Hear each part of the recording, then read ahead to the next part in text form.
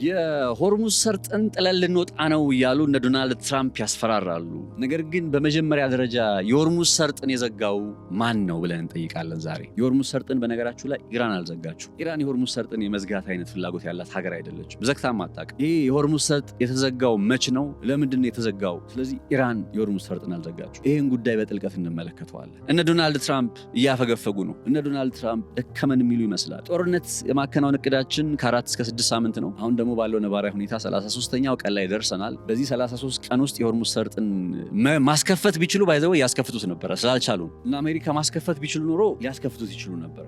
ስላላስከፈቱት ነው ስላልቻሉ የሚለውን ነገር እንዲሁ እንዴት ነው ያልቻሉት የሚለውን ነገር እንመለከት። ሌላኛውና በጣም ሰርፕራይዚንግ የምነግራችሁ ነገር ምን መሰላችሁ? በኢራን ምክንያት ኔቶ ለሁለት የሚከፈል እየመሰለ ነው። እኔ ለመጀመሪያ ጊዜ ነው በቃ እንደዚህ ዓለም አቀፍ ትንታኔዎችን ዓለም አቀፍ ጉዳዮችን ስሰራ ኦልሞስት 11 ዓመት ሆኖኛል በዚህ በጋዜጠኝነቱ። ለመጀመሪያ ጊዜ ግን ያንን ምልክት እያየን ስለመሆኑ ነው የተረዳሁት። ዘገባዎችም ያንን ማሳየት ጀምረዋል። ኔቶ የመሰንጠቅ አደጋ ውስጥ ገብቷል። በማን ምክንያት? በኢራን ምክንያት። እንዴት እንደሆነ እሱን እነግራችኋለሁ። ሌላኛው ነጥብ አፍተር ኦል ዲስ 33 ቀን ሙሉ ተዋግተው ጭራሽ አሁን ሆርሙዝን ጥለን እንወጣለን ወደሚሉበት ሁኔታ ውስጥ እየመጡ እነ ኔታንያሁና እነ ትራምፕ አፍተር ኦል ዲስ ምን አሳኩ? ኢራን ውስጥ ምን ይሄ ያሳኩት ነገር እንደ አሸናፊነት ይቆጠራል ወይስ አይቆጠርም? እንደኔ ዛሬ በማቀርብላችሁ ትንታኔ ላይ በእርግጥም እነ አሜሪካ እነ ትራምፕ በዚህ ጦርነት ላይ እንዴት የሽንፈትን ጽዋ እየተጎነጩ እንደሆነ ነግራችኋለሁ። በዝርዝር እንመለከተዋለን። ሰላም ጤና ያስጥልን። ነጻነት ላቀው ነኝ በገበያ ፖድካስት። ቀደም ብዬ ነገርኳችሁን ርዕሰ ጉዳዮች አጠቃለለ አንድ ትንታኔ መረጃን ዛሬ በገበያ ፖድካስት አደምጣላችሁ። አብራችሁ እንድትሆኑ በአክብሮት ጋብዛለሁ። በቆይታችሁ እንደማትጸጸቱ እርግጠኛ ነኝ።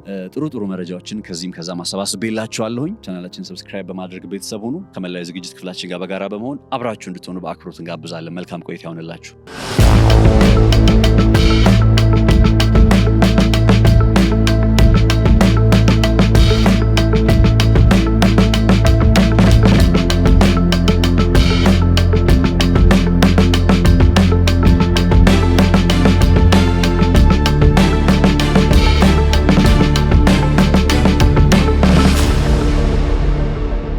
የኢራንና የእስራኤል ብሎም የአሜሪካ ጦርነት ከጊዜ ወደ ጊዜ ፕሩቭ እያደረገ የመጣው እያረጋገጠ የመጣው መሰረታዊ ነጥቦች አሉ። ከነዛ መሰረታዊ ነጥቦች መካከል ትላንትና በተወሰነ መልኩ ኢራን የአሜሪካ ሽንፈት ምልክት በሚል ርዕሰ ጉዳይ ሀሳቦችን ተለዋውጠናል። በተወሰነ መለስ ብለን ታሪኮችንም ለማየት የሞከርንበት። ከዛ ትላንትና እነ ዋሽንግተን ፖስትን የመሰሉ የዜና ምንጮች ደግሞ ምን አይነት ዜና ይዘው ወጥተው ነበረ?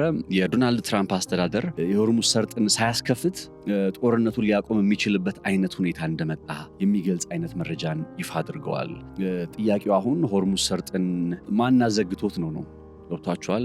መጀመሪያ ሆርሙዝ ሰርጥ እንዲዘጋ ያደረገው ማን ነው? ሆርሙዝ ሰርጥን ኢራን ነች የዘጋችው ወይስ በእነ አሜሪካና በእነ እስራኤል ምክንያት ነው የተዘጋው የሚለው ጥያቄ መሰረታዊ ነው። ሁለተኛ ጥያቄ ደግሞ ማን የጀመረውን ማን እንዲጨርስላቸው ነው ዶናልድ ትራምፕ እየፈለጉ የሚገኙት ነው።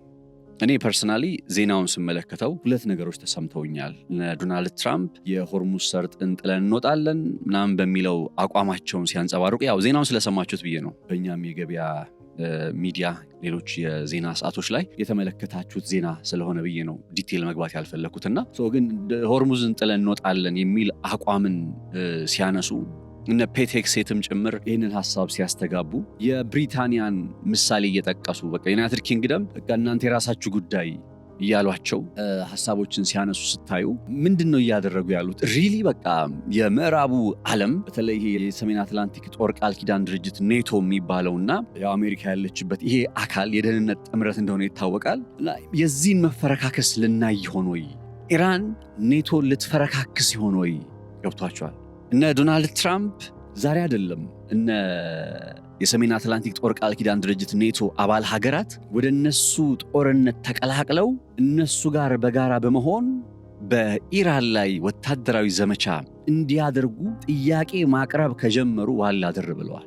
እነዚህ ሰዎች ይህንን ጦርነት ሲገቡ እነ ዶናልድ ትራምፕ ይሄ ዲስሪስፔክት አይደለም፣ እኔ ክብረ ነክ የሆነ ሀሳብ ለመናገር ፈልጌ አይደለም፣ ግን እነ ዶናልድ ትራምፕ ይህንን ጦርነት በእርግጥ አስበውበት እንዳልገቡ ነው እያየን የምንገኘው። ይህን ደግሞ ከምን አንጻር? ሁለት የአሜሪካ የኢንቴሊጀንስ አንድ ካውንስል እና አንድ ደግሞ ጆይንት ኮሚቴ አለና በዚህ በደህንነት ጉዳዮች ላይ የሚሰራ የእነዚህ ሁለቱ ተቋም መሪዎች ለዶናልድ ትራምፕ በቃ የምንሄድበት መንገድ ልክ አይደለም የሚል ሐሳብን አንስተውለት ነበር። ወደ በኋላ ላይ እነግራችኋለሁ እነማን እንደሆኑ ምን እንዳሉ ጭምር እነዚህ የአሜሪካ ኢንተለጀንስ ኮሚቴዎች ምን እንዳሉ ከጦርነቱ በፊት የተናገሩትን ሐሳብ በቃ ቀይ መብራት ነው ሰጥተውት የነበረው ለዶናልድ ትራምፕ። እሱ ብቻ ሳይሆን የደህንነት ሪፖርቶቹ የኢንተለጀንስ ሪፖርቶችም ጭምር እየቀረቡለት ነበር።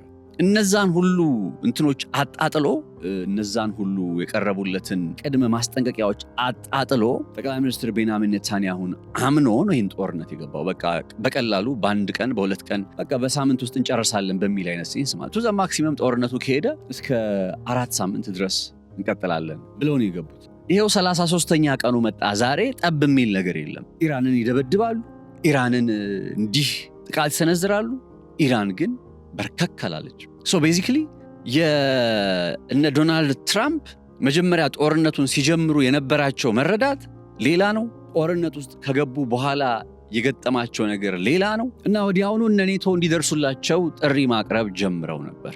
ነገር ግን ኔቶ ይህንን ጦርነት አልቀላቀልም አለ። በተናጠል እንኳን ለምሳሌ በ2003 እንደ አውሮፓውያን አቆጣጠር ኢራቅ ውስጥ ሲገቡ እንደ ኔቶ ሆኖ አይደለም የገቡት አይደል? በተናጠል ነው የተቀላቀሉት። ዩናይትድ ኪንግደም እና ቶኒ ብሌር በተናጠል ነው የተቀላቀሉ። በተናጠል እንኳን እንደነ ዩኬ የመሰሉ ሀገራት እንዲቀላቀሏቸው ከጎኗቸው እንዲቆሙ ጥረት አድርገው ነበር። ትራምፕ they said no defensive posture የሚሉትን ካልሆነ በቀር ጥቃትን መከላከል ካልሆነ በቀር አንቀላቀልም አሉ። ሌላኛው የዶናልድ ትራምፕ አማራጭ እንዲሆኑ ታስበው የነበረው የገልፍ ሀገራት ናቸው። እነዛ የገልፍ ሀገራትም ይህንን ጦርነት የሚቀላቀሉ ሊሆኑ አልቻሉ። እንዲህ አይነት ጥቃት በኢራን እየተፈጸመባቸው አክቹዋሊ የአሜሪካ የጦር ሰፈሮችን ያነጣጠሩ ጥቃቶች መሆናቸው ባይካድም የሚቀላቀሉ አይነት ግን ሊሆኑ አልቻሉ። ስለዚህ ዶናልድ ትራምፕ ያላቸው ምርጫ ምንድን ነው? ሆርሙዝን እንደማያስከፍቱ ታወቁ። በዚህ መንገድ በመጨረሻም ዘግይቶም ቢሆን እኔ ፐርሰናሊ አሜሪካና እስራኤል አሁን እያከናወኑ ባለው የጦር ስልት አሁን እየተዋጉ ባለበት መንገድ የሆርሙዝ ሰርጥን በፍጹም ማስከፈት አይችሉም ብዬ አስባለሁ።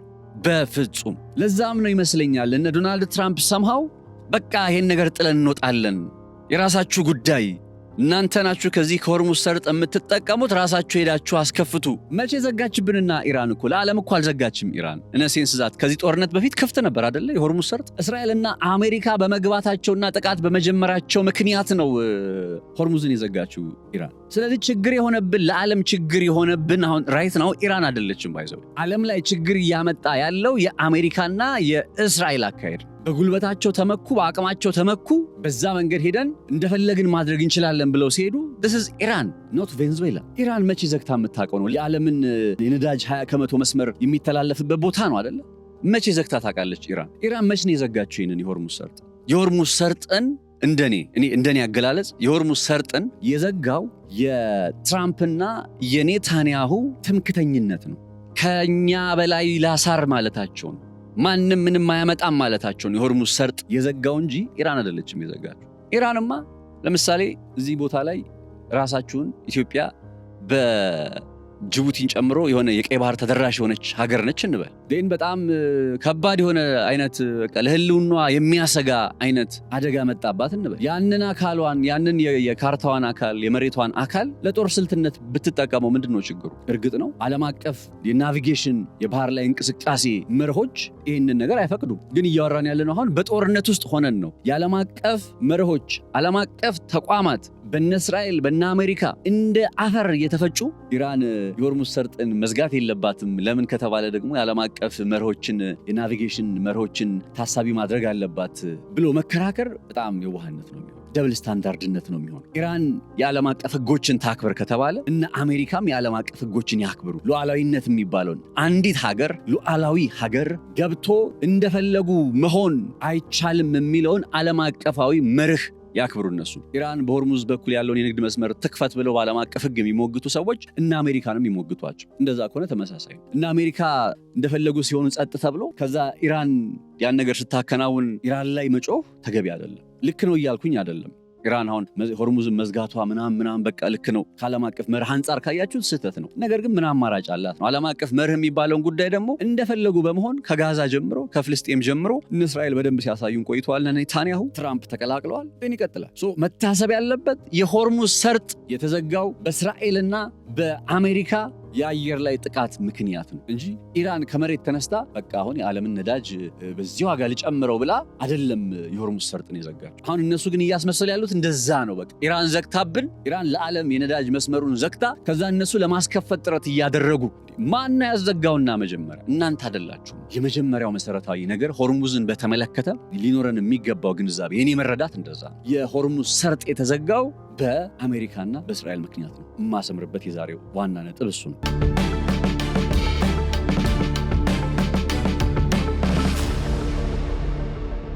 ከዚህ ጋር ተያይዞ ታዲያ እነ ዶናልድ ትራምፕ የሆርሙዝ ሰርጥን ጥለን እንወጣለን ሲሉ እነ ኔቶም ቢያሉ ብያቸዋለሁ። ከዛ ዛሬ የአሜሪካ የውጭ ጉዳይ ዋና ጸሐፊ ማርክ ሩቢዮ የተመለከተ አንድ ዜና አየሁ። ዜናው ምንድን ነው የሚለው? ይህን ጦርነት ከጨረስን በኋላ ኔቶ አሜሪካ ከኔቶ ጋር የሚኖራትን አጋርነት ታሳቢ ማድረግ አለባት የሚል አይነት አስደንጋጭ ማለት። ከዚህ ቀደም አሁን ዶናልድ ትራምፕ ገና ወደ ስልጣን ሊመጡ ሲሉ የምርጫ ክርክሮቹ ሲከናወኑ በነበረበት ጊዜ ኔቶን በተመለከተ ዶናልድ ትራምፕ ያላቸው አቋም ነው። የሰሜን አትላንቲክ ጦር ቃል ኪዳን ድርጅት ኔቶ ከነ አሜሪካ ተለይቶ ሊታይ አይችልም። በቃ የሚለያዩ አይደለም። በመካከል እየተፈጠረ ያለው ሰጣ ገባ የኔቶ አባል ሀገራት የበጀታቸውን አጠቃላይ የሀገራቸውን በጀት ወይም የጂዲፒያቸውን 5% የሚሆን ወታደራዊ በጀት እንዲያደርጉ ዶናልድ ትራምፕ ይፈልጋሉ።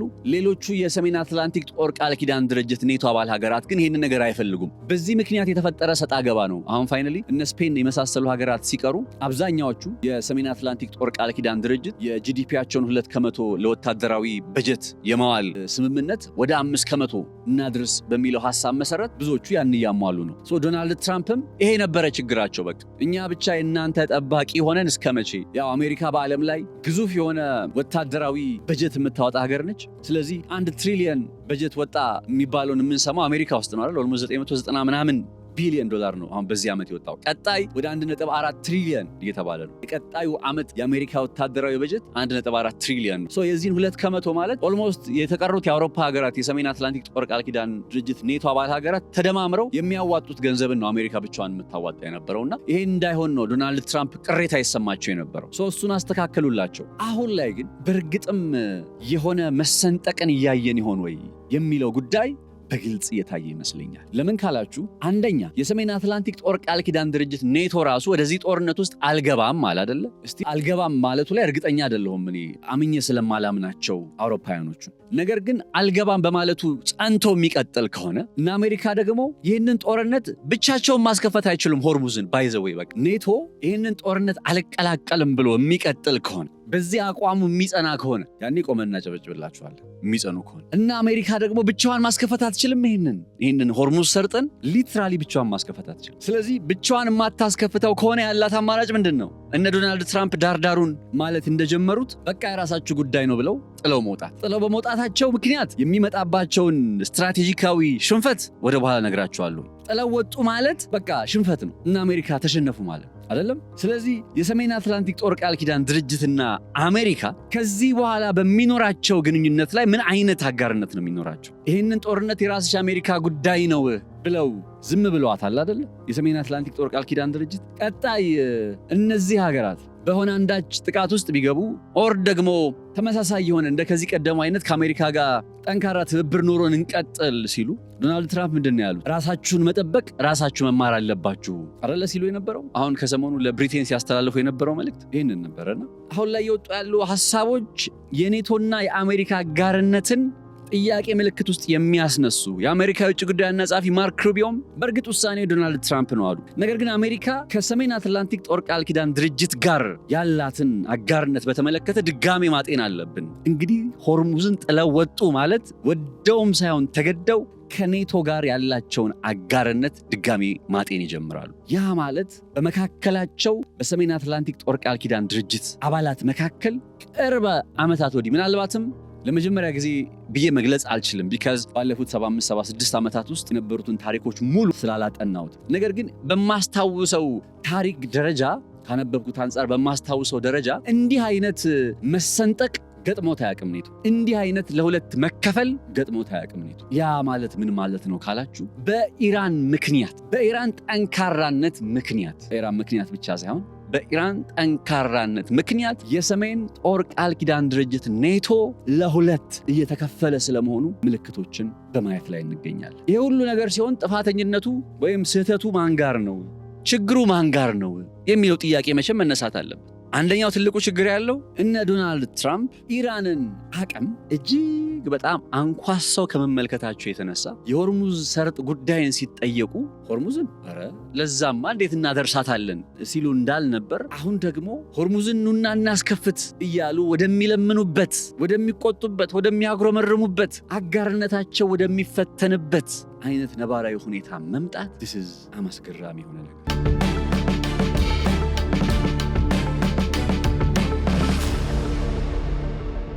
ቀደም ብሎ የነገርኳችሁ አንድ ነገር ነበር። ይገርማችኋል፣ ዶናልድ ትራምፕ ይህንን ጦርነት ሲጀምሩ ተመክረው ነበረ። ተዘክረው ነበር። ቀይ መብራቶች ተሰጥቷቸው ነበር በሁለት አካላት አማካኝነት። የመጀመሪያው አንድ ጡረታ ያወጣ ጀነራል ነበረና ጀነራል ኬን ይባላል። ከዛ ዶናልድ ትራምፕ ከጡረታ መለሱትና ባለአራት ኮከብ ጀነራል አደረጉት። የጆይንት ቺፉ ቼርማን ነው እና ይሄ ባለአራት ኮከብ ወታደራዊ ጀነራል ትራምፕ ይህንን ጦርነት ከመጀመራቸው በፊት አንድ ቃል በቃል የተናገረው ነገር የተባለው ምን መሰላችሁ? We don't have viable option for a regime change። ተጨባጭ የሆነ አማራጭ የለንም። ኢራን ውስጥ ሪጅም ቼንጅ የምለውን ነገር ለማሳካት የምንችልበት ተጨባጭ የሆነ አማራጭ የለንም። ትንሽ ቆም ብለን ማሰብ አለብን። አማራጮቻችንን በተወሰነ መልኩ ድጋሜ መከለስ አለብን የሚል ቀይ መብራት አብርቶላቸው ነበር ለዶናልድ ትራምፕ። ከጡረታ ጠርተው ያመጡት በጣም ልምድ አለው የሚባል ባለአራት ኮከብ ወታደራዊ የጦር ጀነራል ነው። እንግዲህ ዶናልድ ትራምፕ ሰምተው እንዳልሰሙ አይተው እንዳላዩ ሆነው አለፉ። ከዛ ናሽናል ኢንተለጀንስ ካውንስል የሚባል ደግሞ ሌላ ከዚህ ከጆይንት ቺፉ በተቃራኒ ወይም ከጆይንት ቺፉ ራሱን ችሎ የሚንቀሳቀስ ደግሞ ሌላ አካል አለ፣ ናሽናል ኢንተለጀንስ ካውንስል የሚባል እና ይሄኛውም አካል ኢራን ውስጥ ሪጅም ቼንጅ ወይም የአገዛዝ ለውጥን በፍጹም አናሳካም፣ የማንወጣው አይነት መጨረሻ ውስጥ ሊያስገባን የሚችል አይነት ሊመጣ ይችላል የሚል አይነት የማስጠንቀቂያ መልእክትን ለዶናልድ ትራምፕ አድርሷቸው ነበር። ዶናልድ ትራምፕ ግን እንዳልኳችሁ እነዚህን ወታደራዊ ጀነራሎች እነዚህን የናሽናል ኢንተለጀንስ ካውንስል ጥቆማዎች በምንድነው የሚስማሙት መሰላችሁ? እነዚህ አካላት ጊዜ መስጠት አለብን፣ ተጨባጭ የሆነ አማራጭን በእጃችን ማስገባት አለብን፣ ጊዜ መስጠት አለብን፣ ድጋሜ ደጋግመን ማጤን አለብን። that's what you do actually። እንዲህ አይነት አገዛዝ ለውጣለሁ ብላችሁ ጦርነት ልትጀምሩ ስትሉ ያንን አሳካዋለሁ ብላችሁ የምታስቡትን ግብ ለማሳካት የትኛው መንገድ አማራጭ ነው፣ የትኛው መንገድ ያዋጣል፣ የትኛው መንገድ አደጋ አለው፣ የትኛው መንገድ ጥቅም አለው የሚለውን ነገር ዘርዝሮ ፈትፍቶ መረዳት ይፈልጋል። ፈተና ሊፈተን ሲገባ እንኳ ይዘጋጃል አይደለም። የአገዛዝ ለውጥ አንዲት ሀገር ውስጥ አገዛዝ ለውጥ አከናውናለሁ ብሎ ሲገባ ቀርቶ እንዳልኳችሁ ፈተና ሊፈተን ሲገባ አጥንቶ ይገባል፣ ተዘጋጅቶ ይገባል። ዶናልድ ትራምፕ አልተዘጋጁም ነበረ። ሊትራሊ ቀለል አድርገው እዛ ነጩ ቤተመንግስት ሞላላው ቢሮአቸው ውስጥ ኦቫል ኦፊስ በሚሉት ውስጥ ተሰይመው በተሽከርካሪ ወንበራቸው ላይ ቁጭ ብለው እንዲህ የተሽከረከሩ በቃ ኢራንንም አብረው አሽከረከሯት መሰለኝ እና አያቶላህን ገብተን እንገለዋለን። ልክ አያቶላህን ስንገለው ታይሚንጉ ደግሞ ካስታወሳችሁት ልክ አያቶላ ከመገደላቸው በፊት የጦርነት ከመጀመሩ በፊት ኢራን ውስጥ የህዝባዊ ተቃውሞ እንቅስቃሴ እየተጀመረ ነበር። ከዛ ይህን ህዝባዊ ተቃውሞ እንቅስቃሴ ሲመለከቱ እነሱ ቬንዙዌላ ውስጥ ምናምን እየገቡ ነበር እና ልክ ቬንዙዌላ እንደጨረሱ ኢራን ሲሉ ኢራን ውስጥ ህዝባዊ ተቃውሞ እየተቀሰቀሰ ነው፣ ሰው ቁጣ ላይ ነው የሚገኘው፣ ብዙዎች እየተገደሉ ነው፣ የመሳሰሉት መረጃዎች እየወጡ ነው። ከዛ ዶናልድ ትራምፕ እንዳልኳችሁ እዛ ባለ ኦቫል ኦፊስ ውስጥ ቁጭ ብለው በቃ አሁን ህዝቡ ቁጣ ላይ ስለሆነ እኛ ገብተን ልክ አያቶላህን ብንገልላቸው ኢሚዲየትሊ በቃ ነገሩ ያልቃል፣ ከዛ ራሳቸው ህዝቡ ወደ ጎዳናው እንደወጡት በዛው አገዛዙን ይጥሉትና ይለውጡት ብለው ካልኩሌት አድርገዋል ዶናልድ ትራምፕ እና ኔታንያሁ። ከዛ ኢሚዲየትሊ ያችኑ ነገር ነው ያደረጓት። እንደገቡ የመጀመሪያ እርምጃቸው እንደምታውቁት አያቶላህ አሊ ካሜኒን መግደል ነው። ገደሉት። እሳቸውን ከገደሉ በኋላ ያው ድብደባዎቻቸው፣ ዘመቻዎቻቸው ቀጠሉ ዛሬም ድረስ እንደምናየው ማለት ነው። ግን የመጀመሪያው ሳምንት ላይ አስተውላችሁ ከሆነ የመጀመሪያዎቹ 10 ቀናት ላይ አስተውላችሁ ከሆነ ትራምፕና ኔታንያሁ ሲያነሷቸው የነበሩ ሀሳቦች ነበሩ። በተደጋጋሚ በሚሰጧቸው መግለጫዎች ላይ ይወጡና አሁን ጥሪ የምናቀርበው ለኢራን ህዝብ ነው፣ የኢራን ህዝብ ወደ ጎዳና እንደወጣ አገዛዙን እንዲለውጥ፣ አገዛዙን እንዲጥል፣ አገዛዙን ህዝቡ ልክ አያቶላህን ሲገደል ፋርስ ዜና ምንጭ በኩል የሚወጡ መረጃዎች የሚያሳዩት ምንድን ነው? ልክ አያቶላህ ሲገደል እንዲያውም ህዝቡ አንድ ሆነ። ያለ ተቃውሞ ወጥቶ የነበረው አካል አንድ ተስማማ። ኢራናውያን ደግሞ በዚህ አይነት ነገር በጣም ይታወቃሉ። በእንዲህ አይነት ከባድ ፈተና ሲመጣ የሚገርማችሁ በዶክተር ሙሳዲቅ ጊዜ በ1951 እና 52 አካባቢ ላይ እንኳን በቃ አንዱ በጣም የሚገርመው ታሪኩን ስትመለከቱት ይሄው ጉዳይ ነው። ህዝቡ የሆነ ችግር ሲመጣ ኮሚኒስት ብሎ ዶክተር ሙሳዲቅን ሲቃወም የነበረው አካል ኢሚዲየትሊ ዶክተር ሙሳዲቅን እየደገፈ ነው። እንዲህ አይነት አጋጣሚዎች አሉ ኢራን ውስጥ እና በዚህ ጦርነት ላይም እና አሜሪካ ካልኩሌት ሲያደርጉ አንዱ ሚስካልኩሌት ያደረጉት ይህን ጉዳይ ነው። የአገዛዝ ለውጥ የሚባለውን ጉዳይ እንደ ቁጭ ብለው በቀላሉ የሚያሳኩት መስሏቸው ነበር። እንግዲህ ያስቡት፣ ይሄኛውን የአገዛዝ ለውጥ ለማሳካት የወታደራዊ ዘመቻ ዋና ማጠንጠኛ ምንድን ነው? ስትራቴጂክ ቦምቢንግ የሚባለው አይደለ? በቃ የአየር ላይ ጥቃት፣ መደብደብ፣ መቀጥቀጥ። በደካማ ሀገርና በጠንካራ ሀገር መካከል ያለው ልዩነት ምንድነው ታውቃላችሁ? ደካማ ሀገራት 2-3 ስትደበድቧቸው እጃቸውን ይሰጣሉ፣ በቃ ይላሉ። ጠንካራ ሀገራት ግን ስትደበድቡ ውላችሁ ስትደበድቡ ብታድሩ አይንበረከኩላችሁ። እየቆሰሉ እኮ ነው፣ እየደሙ እኮ ነው፣ እየተጎዱ እኮ ነው። ነገር ግን በፍጹም አይንበረከኩላችሁ። ዳስ ዋት ኢራን ኢዝ። ኢራን እንደዛ ነች እየሆነች ያለችው። ብዙ ጉዳት እየደረሰባት ነው። ብዙ መሪዎቿን እያጣች ነው። የባህር ኃይሏ ጉዳት እየደረሰበት ነው። የሚሳኤል ክምችቷ ላይ በጣም ብዙ እየተኮሰች ነው። ኢትስ ኦብቪየስ፣ ይታወቃል። ግን በስህተት አልተንበረከኩም፣ አላጎበደዱ። ስለዚህ የአሜሪካን ስትራቴጂካዊ ቦምቢንግ ይህ ሁሉ የሚወርደውን መዓት አስተናግዶም እስቲል ጠንካራ ሆኖ 33 ቀን ሙሉ በሁለት እግር ቆሞ መቀጠል እነ ዶናልድ ትራምፕ ፈጽሞ ያላሰቡት ነገር ነው። ፈጽሞ። ምክንያቱም ከዚህ ቀደም ተከታታይ የማዕቀብ ናዳ ባለፉት 40 ዓመታት በኢራን ላይ እንደ ነጎድጓድ ሲያዘንቡ ከርመዋል። በማዕቀብ ሲያዳክሟት ቆይተዋል። ኢራን በማዕቀብ በተዳከመ ኢኮኖሚ ላይ ጥቂት የአየር ላይ ጥቃት ብንጨምርበት ይህን አገዛዝ ያከትምለታል ነው የነ ትራምፕ ካልኩሌሽን። የአየር ላይ ጥቃት ግን በአየር ላይ ጥቃት ብቻ የአገዛዝ ለውጥ ማከናወን፣ በአየር ላይ ጥቃት ብቻ ጦርነቶችን ማሸነፍ ያረጀ ያፈጀ ተረት ከሆነ ዘመን የለው። እንደምታውቁት ለመጀመሪያ ጊዜ በጦርነት ላይ የአየር ኃይሎች ወይም የጦር ጀቶች፣ የጦር አውሮፕላኖች እንቅስቃሴ በዓለም ላይ የታየው በአንደኛው የዓለም ጦርነት ላይ ነው። ከ1914 እስከ 1919 ዳርፒያ ነው። በዚህ አንደኛው የዓለም ጦርነት ላይ አዲስ ቴክኖሎጂ ከሚባሉት ውስጥ በነዳጅ የሚሰሩ የባህር ኃይል ቴክኖሎጂዎች እንደሚባለው የአየር ኃይሉም ጉዳይ አዲስ ቴክኖሎጂ ነው። ከዛ በፊት የነበሩ ጦርነቶች በቃ በእግረኛ ወታደር ነበረ ሰዎች ዋጉ ነበር። በመጀመሪያው የዓለም ጦርነት ላይ አየር ኃይልን ወይም የአየር ላይ የበላይነትን መቀዳጀት ወታደራዊ ድልን ለመቀዳጀት እንደሚያስችል፣ የጦርነት ድልን እንደሚሰጥ በደንብ አይተናል በአንደኛው የዓለም ጦርነት። ከዛ በ1920ዎቹና በ1930ዎቹ አሁን የምላችሁ የስትራቴጂክ ቦምቢንግ የሚባለውን ኮንሰፕት ማለት የጠላትን ዋና ዋና ኢላማዎች ለይቶ በድንገቴ ሰርፕራይዝ በሆነ ጥቃት በአንዴ በማወዳደም ጠላትን ማሽመድመድ ይቻላል የሚል አይነት ሀሳብ ስትራቴጂክ ቦምቢንግ። በ1920ዎቹም በ1930ዎቹም ይህንን ነገር ሲለማመዱት ቆዩና በሁለተኛ የዓለም ጦርነት ላይ ሊትራሊ ይህንን ስትራቴጂካዊ ቦምቢንግ የሚባለውን ኮንሰፕት በተወሰነ ደረጃ ተግብረውታል፣ ድልም አድርጓቸዋል፣ ውጤታማም አድርጓቸዋል። ከዛ በኋላ ግን ሁለቱም ወገን በአንድ ጊዜ በአንድ የአውሮፕላን ጥቃት፣ በአንድ የጦር ጀት ጥቃት አማካኝነት ድምጥማጣቸው ሊጠፋ እንደሚችል ስለሚያውቁ ሰው በሌባ እንዳይሰረቅ ገንዘቡን በ4-5 ኪስ የሚያስቀምጥ ሰው ታውቃላችሁ። አሁን ሀገራት እንደዛ ናቸው። ጉዳት እንዳይደርስባቸው ያላቸውን ወታደራዊ አቅም አንድ ቦታ ላይ ሰብስበው አስቀምጠው አይጠብቋችሁ። በመቶዎች በሺዎች የሚቆጠሩ ቦታ ነው ያላቸው።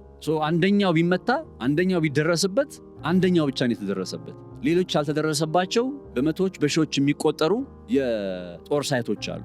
ገብቷችኋል? ይሄንን ነገር እየተለማመደች ነው ዓለም የመጣች። ሁለተኛ የዓለም ጦርነት ላይ ተባነነበት ይሄኛው አካሄድ። የመጨረሻ ጊዜም ከዛ በኋላ ብዙም ጥቅም ላይ አልዋለም። ይሄ ማለት ሀገራት ጠንካራ የሆነ አየር ኃይል አያስፈልጋቸውም ማለት አይደለም። ኦፍኮርስ ጠንካራ የሆነ አየር ኃይል ያስፈልጋቸዋል። ጠንካራ አየር ኃይል ስላላችሁ ብቻ ግን ጦርነትን ማሸነፍ አትችሉም ነው አሁን እያልኩ ያለሁት። ጦርነትን ማሸነፍ፣ የአገዛዝ ለውጥ በአንዲት ሀገር ውስጥ ማከናወን እንዲቻል የግድ እግረኛ ወታደራዊ ኃይል ወደ የሀገራቱ መግባት አለበት።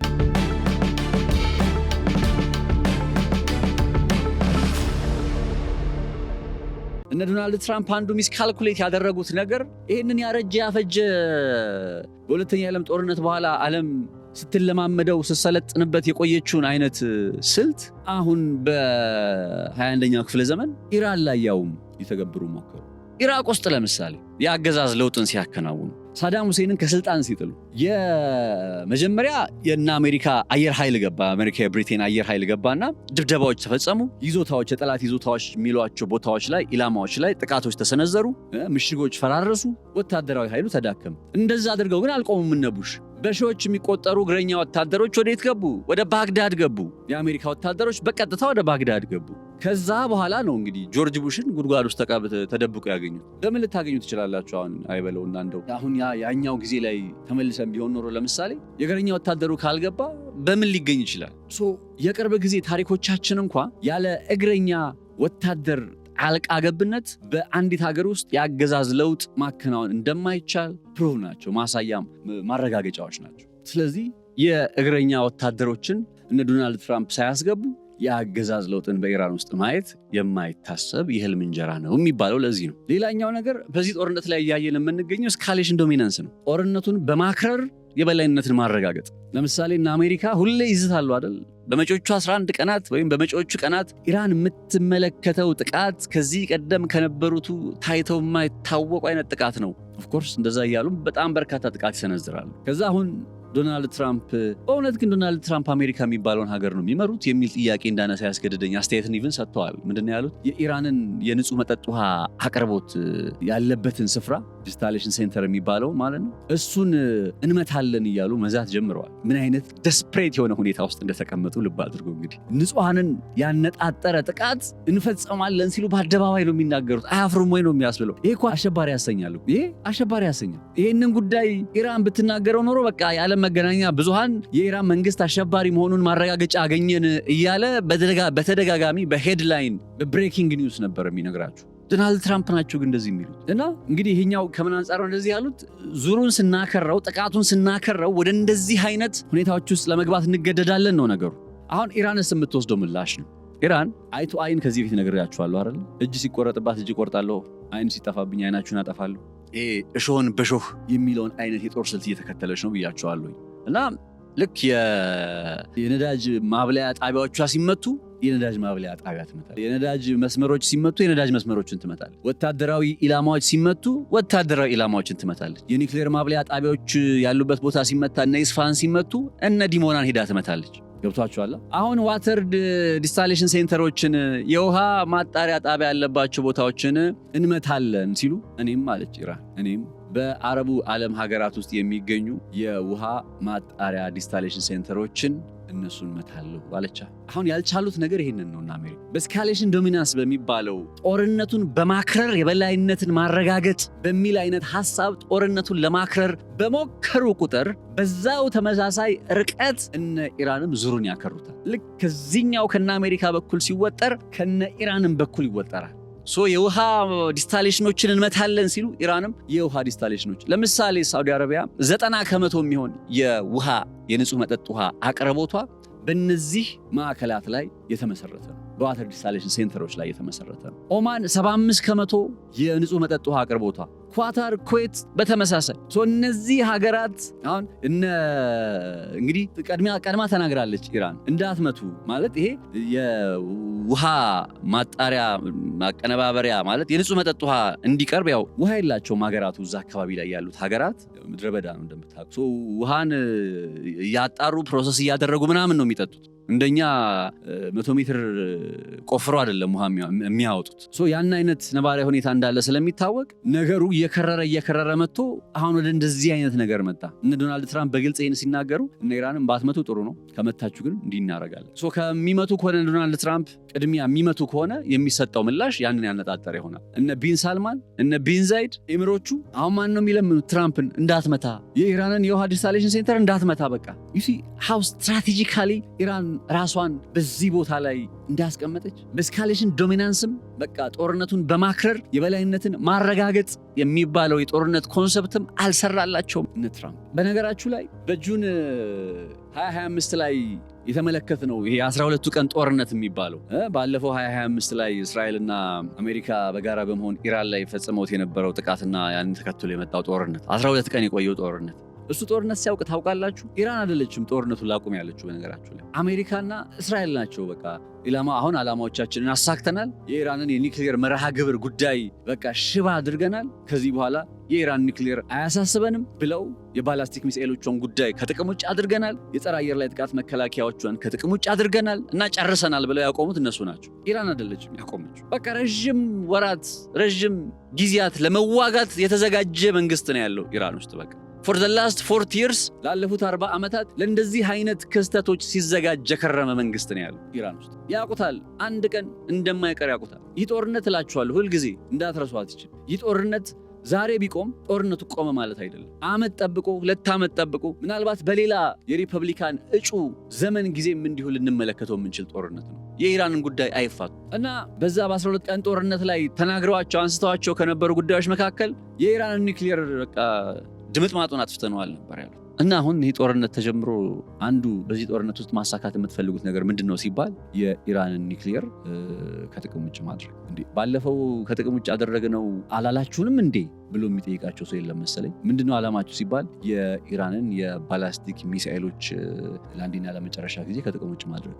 እንዴ ባለፈው በ12ቱ ቀን ጦርነት ላይ ታዲያ ከጥቅም ውጭ አደረግነው ያላችሁ ምንድን ነው?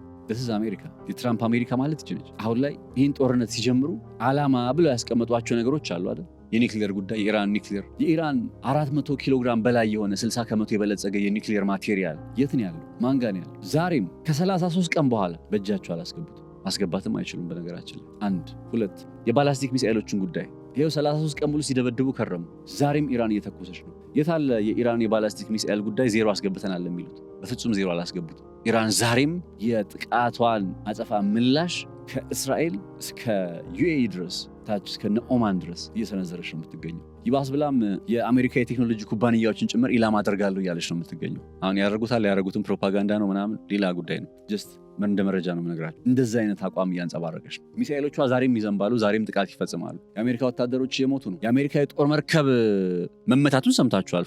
ፎርሹር ሰምታችኋል። እነ ዶናልድ ትራምፕ ራሳቸው ያመኑት ጉዳይ ነው። የአሜሪካ የጦር መርከብ ተመቷል፣ ራዳሮች ተመቷል፣ ሳተላይቶች ተመቷል፣ ኤፍ35 የጦር ጀት ተመቷል፣ ኤፍ16 ተመቷል። በዚህ 33 ቀን ውስጥ ያው እና አሜሪካ በተደጋጋሚ እንደ ዶናልድ ትራምፕ የሚዲያውን ኮንትሮል አድርገውት የነሱ ብቻ ስለሚወራና ከዛ ስለ ኢራን ስታወሩ ሁሉም ሰው ይደነግጣል። እንደዚህ አይነት ነገር ስላለመደ እና አሜሪካ አሸናፊ ሆነው ብቻ ነበር የምናውቃቸውና አሁን ስለ ኢራን ሲነገር ስለ ኢራን ሲወራ ሌላ ናሬቲቭ ስለሆነ እንደዚህ አይነት ነገር ስላልተለመደ ሰው ይደነግጥና እንትን ይላል እንጂ በጣም ብዙ ያልተነገሩ ታሪክ የሚያስቀምጣቸው ታሪክ ራሱ የሚነግረን ኢንዲፔንደንት በሆነ ቡድኖች ደግሞ ይሄ ጦርነት ካለቀ በኋላ በኢንዲፔንደንት ገለልተኛ በሆኑ ቡድኖች የሚቀርቡ ሪፖርቶች ይኖራሉ። ፎርሹር ያኔ እንዲህ ያለን ስናቀርብና ስናመጣ ዘሴም ላይ ውስጥ እንሆናለን። ፎርሹር ነው የምላችሁ። እኔ እንደዚህ ብዬ ስናገር የኢራን መንግስት እንትንም ላለመምሰል ነው። ይህን ሁሉ እንግዲህ 33 ቀን ውስጥ አስቡ። ከ33 ቀን በፊት ወደዚህ ጦርነት ሲገቡ እናሳካለን ያሉት አንድ ጉዳይ የኒክሌርን ጉዳይ ነው። ሁለተኛ የባላስቲክ ሚሳኤል ጉዳይ ነው አይደለ? ቃል በቃል የተናገሩት። ሶስተኛ በሆርሙዝ ሰርጥ በኩል ያለውን የናቪጌሽን እንትን በእነሱ ቁጥጥር ማስገባት የሚለው ጉዳይ ነው። አሁን ከነዚህ አንጻር እንፈትሸው። እንዳልኳችሁ የኒክሌር ጦር መሳሪያው ጉዳይ ዛሬም በኢራኖች እጅ ነው ያለው። 60 ከመቶ የበለጸገው የኒክሌር ማቴሪያል በኢራን እጅ ነው ያለው። የባላስቲክ ሚሳኤሎቹ ጉዳይ ዛሬም ድረስ ጥቃቶችን ኢራን እየፈጸመች ነው። በድሮን፣ በባላስቲክ ሚሳኤል፣ በክሩዝ ሚሳኤል ጥቃት እየፈጸመች እያጠቃች ነው የምትገኘው።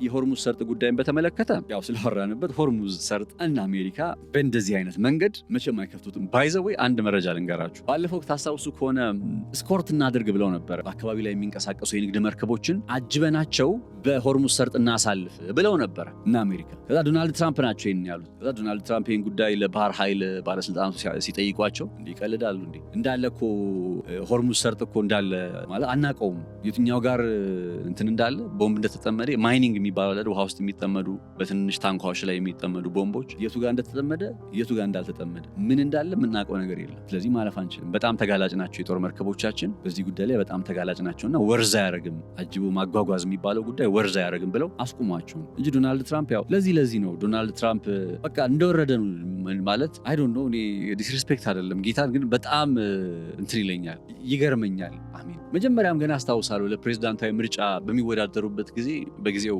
ብስራት ሬዲዮ ነበር የምሰራውና ትንታኔዎችን ስንሰራ በጣም እንትን ይለኛል፣ ይገርመኝ ነበር። በቃ ሰውየው ከሚናገሩት ከሚሆኑት ከሚያደርጉት ነገር አንጻር አሜሪካ እል ነበረ በሰዓቱ እና አሁን ላይም ደግሞ በዚህ ጦርነት መካከል የሚናገሩትን ነገር ስታዩ የሚናገሩትን የውሸት መዓት የሚናገሩትን የሐሰተኛ መረጃ መዓት ስትመለከቱ አክቹሊ እሳቸው እንደ እንትን ነው የሚናገሩት ውሸት ነው ብለው አይደለም በቃ እውነት ነው ብለው ተቀብለውታል የሚናገሩትን ነገር አይ ቲንክ ውሸት መሆኑን የምታውቁት የሆነ ካለፈ በኋላ እና ኔቪያቸውንም እስኮርት እያደረገ ይለፍ እንትኖችን ያሳልፍ ሆርሙዝ ሰርጥ እኮ 32 ኪሎ ሜትር ነች ስፋቷና በዛ 32 ኪሎ ሜትር ላይ እንዴት አስቸጋሪ ሊሆን እንደሚችል አስቡት እነ ዶናልድ ትራምፕ የሆርሙዝ ሰርጥን ከማሳካት አንጻር ያቀዱት ያሰቡት ግብ አልተሳካም በኒክሌሩ ጉዳይ አልተሳካላቸው በባላስቲክ ሚሳይል ይህ ማለት ይኸውላችሁ ቅድም ብያችኋለሁ ጠንካራ ሀገር ማለት ድብደባ ለመቀበል አይደለም ምንም ያክል በርካታ ድብደባ ቢያርፍብህ ያንን ድብደባ ተቋቁመህ ስቲል በሁለት እግሮች ቁም ነው በቃ አንገትን አትድፋ ነው ቀጥ ብለህ ቁም ነው ክብርህን ጠብቅ ነው የጀግና ሀገር ኳሊቲ ታስታውሳላችሁ ስለ መሐመድ አሊ የቦክስ ቴክኒክ ስነግራችሁ መሐመድ አሊ በቃ አንዱ የሚታወቅበት ነገር የሆነ ሰዓት ላይ ተጋጣሚው እስኪደክም ድረስ በጣም በርካታ ቡጢዎችን ይቀበላል እና ያ በርካታ ቡጢ ሲያርፍበት ስትመለከቱ መሐመድ አሊን you might say አበቃለት በቃ መሐመድ አሊ ልትል ትችላል ግን he knows የትኛው ቅጽበት ላይ ጥቃት ሰንዝሮ ተጋጣሚውን በዝረራ ማሸነፍ እንዳለበት የሚያውቀው እሱ ነው ኢራን እንደዚህ በዝረራ የምታሸንፍበትን ጊዜ እየጠበቀች ነው ለማለት ሳይሆን ሪያሊቲ መካድ የለብንም አይደል እንደወሰደ በዝረራ ታሸንፋለች ምናምን ማለት ሳይሆን ንጽጽሩ ግን ምሳሌያዊ ንጽጽሩን ከእንደዛ አይነት የቦክስ ቴክኒክ ጋር ለማሳየት ስለፈለኩ በግልጽ ኢራንን የሚገልጻት ነገር ምንድነው በቃ ይሄ ሁሉ ቡጢ እያረፈ ይሄ ሁሉ ድብደባ እያረፈ ይሄ ሁሉ ጥቃት እየተሰነዘረ ስቲል በሁለት እግራቸው እንደቆሙ ቀጥ ብለው እንደቆሙ ተረዳችሁኛል እና አሁን ከነገርኳችሁ መስፈርቶች አንጻር እነ ዶናልድ ትራምፕ በዚህ ጦርነት ላይ እናሳካለን ብለው ከገቡት ነገር አንጻር አራት ጉዳዮችን ብናስቀምጥ የኒክሌር ጉዳይ የባላስቲክ ሚሳኤሎቹ ጉዳይ የሆርሙዝ ሰርጥ ጉዳይ በጥቅሉ ይሄን ነገር ጠቅላላ አድርገን ስናስቀምጠው የአገዛዝ ለውጥ ብለን እናስቀምጠዋለን አይደለም ከነዚህ ግቦቻቸው አንጻር እና አሜሪካ በዚህ ጦርነት ላይ ድል አድርገዋል ወይስ ድል አላደረጉ ጥቂት ጊዜ ልስጣችሁ እስኪ ድል አድርገዋል ወይስ ድል አላደረጉ እና አሜሪካ እንደኔ መረዳት በዚህ ጦርነት ላይ ምንም ድል ያደረጉት ነገር የለም ምንም ውጊያዎቹን ድብደባ ፈጽመዋል ኦፍኮርስ እና አያቶላህን ገለዋል በርካታ የኢራን መሪዎችን ገለዋል የኢራን የኒክሌር ሳይንቲስቶችን ገለዋል ኢራን ላይ በርካታ ጉዳት አድርሰዋል የመሰረተ ልማት ጉዳት አድርሰዋል ንጹሃንን ገለዋል ይህንን ነገር በማድረግ ግን ምን አሳኩ የኢራን ኒክሌር መርሃ ግብር በተመለከተ የበለጸገው ዩራኒየም የት ነው ያለው ኢራን ጋር ያለው የባላስቲክ ሚሳኤሎቹ ኢራን ዛሬ ምን እያደረገች ነው ያጸፋ ምላሽ እየሰጠች ሆርሙዝ ሰርጥ ላይ እነ ዶናልድ ትራምፕ ምን እያሉ ነው በቃ ጥለን ልንወጣ ነው የአገዛዝ ለውጥ እና አያቶላ ቢገደሉም ኢራን ግን ዛሬም የአገዛዝ ለውጥ አልተከናወነባትም ስለዚህ ለምን እና አሜሪካ አሸናፊነት ነው የምትነግሩኝ ኢራን is a testament በቃ በዚህ ዓለም ላይ ኢምፔሪያሊዝም ኮሎኒያሊዝም የሚባለው ነገር እንዳበቃለ እንደተሸነፈ ማረጋገጫ ነች ብዬ ማምነው ለዚህ ከዚህ በኋላ ምንም ይፈጠር ትነግራችሁ ምንም ይፈጠር አፍተር 33 ቀን እኮ ነው እያልኳችሁ ያለው 33 ቀን ሙሉ እንግዲህ ዛሬን ጨምሮ ከዚህ በኋላም የሚለወጥ ነገር ይኖራል ብዬ አላስብም ግን እስካሁን ያደረጉት ነገር በራሱ በቂ ነው ለጀግንነታቸው ለጽናታቸው እስካሁን ያደረጉት ነገር ምስክር እነዚህ ጉዳዮች ሊዘነጉ የማይገባቸው በኢራን ጦርነት ላይ ያሉ መሰረታዊ ነጥቦች እንደሆኑ ልብ ይለዋል ማለት ነው አብራችሁኝ ስለነበራችሁ በጣም አመሰግናለሁኝ ነፃነት ላቀው ነበርኩኝ በገበያ ፖድካስት አብሬያችሁ ቆይታ ያደረኩት ለዛሬ ይዤላችሁ የመጣሁት መረጃ ይህን ይመስል ነበረ በነገው ዕለት ደግሞ በሌላ አዲስና ወቅታዊ ጉዳይ የምንገናኝ ይሆናል እስከዛው መልካም ጊዜ መልካም ቆይታ እንዲሆንላችሁ ከመለያ ዝግጅት ክፍል ጋር በጋራ በመሆን እመኝላችኋለሁ መልካም ምሽት መልካም ጊዜ